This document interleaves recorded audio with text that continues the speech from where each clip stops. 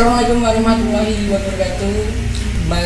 Kembali lagi dengan saya dalam bincang pagi, dan kita akan bicara tentang new normal. New normal ini sudah diberlakukan, sebenarnya kita sudah terasa, namun di habis lebaran ini akan lebih fokus. Tadi saya tidak sendirian, saya bersama dengan Pak Fahmi dari Universitas Veteran Bangku Nusantara, disingkat Bantara ya. Bantara. Oke, Pak Fahmi, untuk kehidupan kampusnya saat ini mungkin bisa diceritakan. Oke. Gimana? Kehidupan kampus saat ini sebenarnya nggak jauh beda ya seperti awal-awal masa pandemi ya, di bulan Maret itu kan. Artinya kita tetap masih dalam proses tahapan bahwa pembelajaran masih dilaksanakan secara daring, baik pembelajaran secara teori, kemudian praktikumnya juga diusahakan dengan daring, bimbingan dan bahkan rapat koordinasi pun juga kita menggunakan daring. Untuk yang praktek lapangan yang praktek lapangan sementara memang kita pending terlebih dahulu ya. Karena memang praktek lapangan kan artinya menunjukkan mahasiswa di lahan praktek ya, dan itu tidak bisa digantikan. Jadi sementara memang kita pending terlebih dahulu. Kemudian kalau praktikum di lab ya kita ganti dengan simulasi. Tapi kelulusannya nanti akan tertunda nggak? Nah, makanya ini kami tetap koordinasi juga dengan pimpinan, kemudian juga dengan asosiasi perguruan tinggi sejenis ya, rekam medis. Memang tetap diusahakan bahwa mahasiswa itu harus tepat waktu, karena itu hak mereka. Jadi terkait masalah nanti tugas akhir, skripsi dan seterusnya ya kita lebih longgar lah. Artinya ada beberapa wacana kemarin menggunakan literatur review, kemudian ada juga yang sudah terjun penelitian yang tetap dilaksanakan, namun memang ya tidak sesaklek masa-masa biasa, artinya seperti itu. Terus kalau wisuda gimana kayaknya? Wisuda kalau biasanya wisuda itu bulan apa? Biasanya bulan Maret dan bulan Oktober. Berarti kemarin itu kena. Kemarin kena gitu kan langsung kan, artinya ya cuman sekedar bagi-bagi ijazah. Diantar ke rumah atau diambil? Cuma nanti tetap memperhatikan protokol kesehatan, nantinya jumlahnya antrian ya berapa, kemudian physical distancing, social distancing tetap dilaksanakan.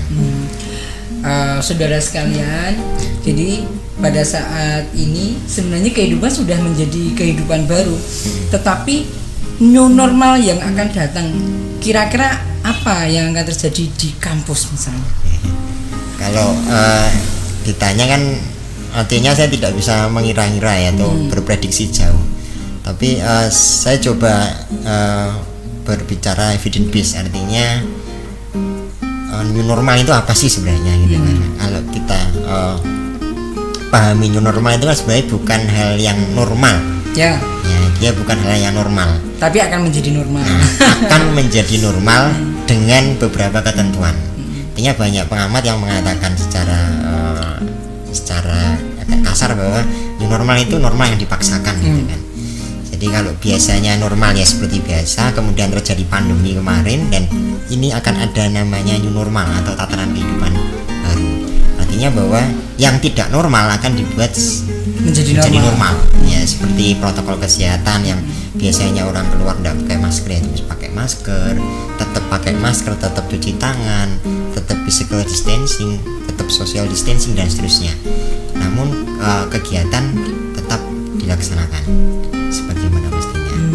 Sebenarnya tidak ada gunanya ya kita itu menggerutu, menyesali wabah ini. Tapi inilah akan membuat, mungkin kalau kita orang pendidikan mungkin akan membuat kualitas pendidikan kita menjadi lebih baik seharusnya. Karena kampus yang biasanya klasikal untuk mengukur keberhasilan juga kemarin masih kesusahan. Sekarang beda lagi. Ada perbedaan di situ. Tantangannya pun juga berbeda. Ya. Bahkan beberapa waktu yang lalu saat kita diskusi juga di perguruan tinggi sama rekam medis ya, antar perguruan tinggi itu kan pendidikan vokasi pun juga harus berubah gitu kan. kurikulumnya harus berubah. Apalagi melihat kondisi seperti ini kan tidak mungkin kita memperlakukan pembelajaran sama seperti mau tidak mau ya, mau suka nggak kita suka harus berubah gitu kan. Industri sudah berubah ya, dan sekarang tuntutan sisi pendidikan pun juga harus berubah juga mengikuti kondisi yang ada seperti itu. Kalau saya boleh tanya, di kampus materi-materi pembelajaran ini apakah sudah didigitalkan? Oke. Beberapa memang sudah, karena memang digital itu kan tergantung dari kemauan dan kemampuan. Ya. Artinya di masa normal pun paling hanya 5% atau 10% dosen yang melaksanakan kegiatan daring. Itu pun masih blended ya. Sekarang seakan-akan sudah fully learning, learning gitu kan. Nah, ini tantangan juga bagi kami juga, terus monitor dosen dan seterusnya. Artinya memang beberapa memang masih ada dosen yang sifatnya masih klasikal ya. Artinya klasikal ya video conference kemudian menjelaskan dan seterusnya. Ada juga yang sudah mulai inovatif, membuat media pembelajaran, kemudian yang sifatnya tutorial dan seterusnya. Ada juga yang masih malah hanya kasih penugasan dan seterusnya, nah, itu juga masih ada. Intinya tetap kita melakukan evaluasi terkait itu. Terkait physical distancing, kalau kemarin ruang kelas kita itu kan cuma ada kursi yang mungkin jaraknya ya pasti dempet ya, mepet. Kira-kira akan diberlakukan kayak apa nanti?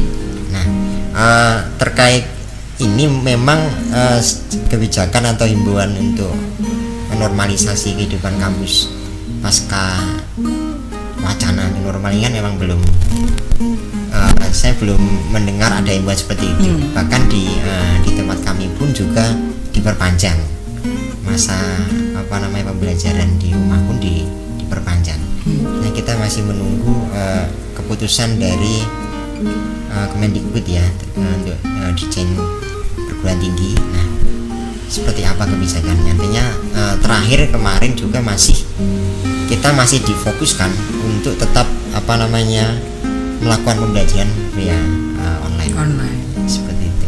Sehingga kalau dosen yang ke kantor, staff masih ada, sifatnya piket saja. Jadi tidak setiap hari semuanya masuk. Enggak. Kemudian menyediakan desinfektan juga, cuci tangan di setiap pojok-pojok, kemudian ya protokol tetap dilaksanakan. Tidak boleh berdekatan dan seterusnya. Wah, ini suami istrinya gimana? Tidak ada. Kalau itu beda. Tidak ada yang di kampus itu kan, yang suami istri kerja di sana ada juga. Ada sih. Nah, cuman memang ya saya nggak memperhatikan juga.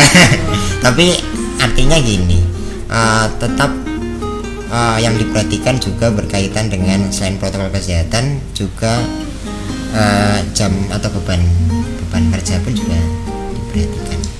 Selama masa perkuliahan daring ini, kira-kira permasalahan apa yang terjadi antara mahasiswa dengan dosennya? Oke. Banyak ya. Kalau saya sih memang nggak menemukan secara langsung, artinya cuman memang beberapa dosen lapor dan mahasiswa melaporkan keluhannya juga ya. Itu pasti memang sinyal pertama ya, sinyal kuota. Pertama sinyal, kedua kuota. Maaf, sebelum kesana, paling jauh mahasiswanya di mana? Ada yang dari luar Jawa, ada yang ada Wonogiri dan sekitarnya itu kan juga. Oke. Ada. Maksud saya di sana untuk masalah sinyal itu akan menjadi masalah atau enggak gitu? Nah, sebagian. Namun memang juga kuota ya, awalnya kuota keberatan karena kalau video call atau video conference kan memakan cukup banyak gitu kan. Kemudian ada kebijakan dari kampus juga, artinya memberikan bantuan pulsa kepada seluruh mahasiswa sesuai dengan jumlah mata kuliah yang diambil di semester itu. Meskipun juga ya ini kan sifatnya meringankan ya, namun beberapa kendala itu saya sampaikan ke teman-teman dosen. Untuk yang memang ada keluhan susah sinyal dan seterusnya ya bisa kita siasati dengan memberikan video pembelajaran dan nggak harus live ya, jadi memang upload di YouTube dan seterusnya. Iya. Jadi ya kita kreativitas masing-masing lah. tetap memperhatikan juga kondisi dari mahasiswa juga. Artinya sebenarnya kondisi ini sebenarnya tidak memberatkan mahasiswa seharusnya. Nah, tapi memberatkan orang tua. Nah itu dia. Hanya sebenarnya memang dosen pun sebenarnya ya berat dalam arti bukan implementasi secara teknisnya, tapi lebih kepada capaian pembelajaran. Kadang-kadang kita juga ya pasti berbeda dengan masa-masa. Iya. Masalah penilaian bagaimana?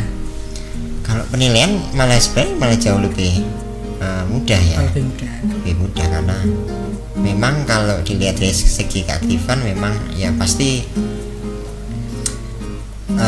berbeda dengan saat klasikal di kelas ya. Tapi kalau untuk kuis nasional kita online ya, nilai sudah real time dan seterusnya. Jadi saya kira malah lebih mudah. Kalau begitu kondisi normal yang bagaimanakah yang kemungkinan paling cepat bisa dilaksanakan di Unifa? Normal yang paling cepat adalah ya saya belum bisa mendahului seperti apa, artinya sesuai dengan kebijakan yang terbaru memang tetap seperti yang kemarin, artinya new normal yang diwacanakan kan memang kita belum sampai ke sana. Kan kalau kita lihat sebenarnya kebijakan new normal itu kan juga tidak di semua tempat kan? Ya. Kalau tidak salah itu kan ada hanya 4 provinsi ya. Kemudian berapa puluh kabupaten kota, dan kalau dipetakan memang Jawa Tengah nggak termasuk. Tapi maksudnya mungkin dari Universitas sendiri atau di prodi Bapak itu apa yang kemungkinan bisa dibuat sistem baru, karena kan corona ini kan sepertinya belum ditemukan vaksinnya dan masih akan berlangsung lama. Untuk menghindari itu kondisi normal apa yang untuk mengantisipasinya? Kita tetap menyiapkan beberapa kemungkinan ya, kemungkinan selain tetap melanjutkan apa yang sudah ada, kemudian kita coba nanti bagaimana, karena terkait praktikum itu juga masih menjadi kendala, karena masih hanya berapa persen saja dosen yang sudah melaksanakan praktikum dengan tutorial. Sisanya sebenarnya masih menunggu pandemi ini selesai. Namun kalau melihat cara seperti ini, maka new normal yang kita usahakan adalah mungkin pasca lebaran ini nanti ya beberapa kegiatan-kegiatan praktikum kita tutorialkan. Kemudian kemarin juga ada beberapa ide dari beberapa teman-teman juga bahwa untuk misal praktikum di lapangan rumah sakit pun bisa diganti dengan tutorial. Artinya kita bisa semacam virtual kelas virtual ya, nanti dari praktisi di lahan itu menyampaikan bisa diganti ya pengelolaan rekam medis di rumah sakit itu seperti apa, kemudian bagaimana pengelolaan filing sistem, kemudian bagaimana sih protokol kesehatan RM saat masa pandemi, dan itu digambarkan di rumah sakit by video ya. Nah itu masih kita godok, artinya sementara memang kita masih pada konteks bahwa tetap mempertahankan kegiatan belajar ya daring seperti ini. Artinya memang Unifat tetap update untuk masalah proses belajar mengajar sehingga tidak ada yang dirugikan. Kalau ditanya Pak Fam, lebih suka mana? Kondisi yang normal atau yang seperti ini? Maksud saya dari sisi kantor, kantor dari sisi pembelajaran. Nah itu secara akumulasi kira-kira lebih seneng yang mana? Ini kan banyak sudut pandang ya. Pak Fahmi kan tidak ngantor setiap hari juga kan. Ini banyak sudut pandang, artinya makanya secara akumulasi. Secara akumulasi memang kalau saya menjawab artinya secara beban kerja itu memang lebih untuk kita dosen lebih enak di rumah ya, kita lebih fleksibel. Namun ada juga kendala lain kayak misal praktikum, terus tuntutan-tuntutan yang lain ya, artinya memang kegiatan di luar biasanya kan sudah otomatis off. Kemudian juga overall kalau terkait kegiatan pembelajaran memang selama tidak terlalu banyak berkaitan dengan praktikum kelahan, saya mengatakan memang untuk sementara untuk teori dan seterusnya itu tercover. Berarti yang masalah memang dimanapun adalah kegiatan yang berhubungan dengan pihak dunia industri, dunia usaha. Itu yang memang ya cukup memusingkan kita juga. Ya, nampaknya memang masalah ini bukan hanya di Univet tapi mungkin juga di mana pun. Hampir di semua tempat pun seperti itu. Tapi memang terutama memang para ketua program yang memang harus berpikir bagaimana punya kreasi untuk mengantisipasi itu. Baik, rasanya waktunya cukup. Semoga bermanfaat dan Assalamualaikum warahmatullahi wabarakatuh.